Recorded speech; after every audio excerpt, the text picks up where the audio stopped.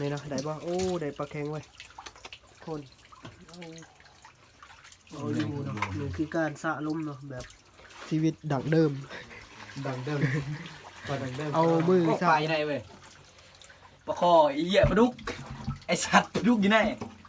มันสิออกกี่ได้วะเนี่ย นี่เราก็มีอยู่ในอีกเนาะเอาออกเบิดแล้วเขาก็เอาขี้ต้มออกแล้วก็เขาก็ใส่ใหม่ขึ้นเนาะจากการ นี่ ตกปลา เจ็ด น้องเรียบร้อยเนาะมันบ่คือเขาสะน้องเนาะทุกคนนี่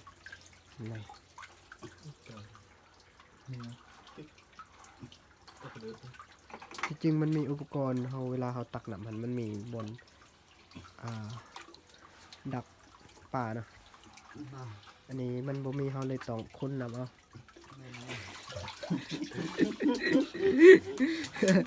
นี่คือปลาสะเดินเนาะ กระเดินเสด็จมันเป็นปลาตื่นได้เหี้ยปลาตื่นเสด็จ ว้าวงานนี่ผู้ชายก็เฮ็ดได้เนาะผู้หญิงเฮ็ดบ่ได้เนาะงานมันอยากหนักแน่หน่อยนึง เพื่อนเฮ้ย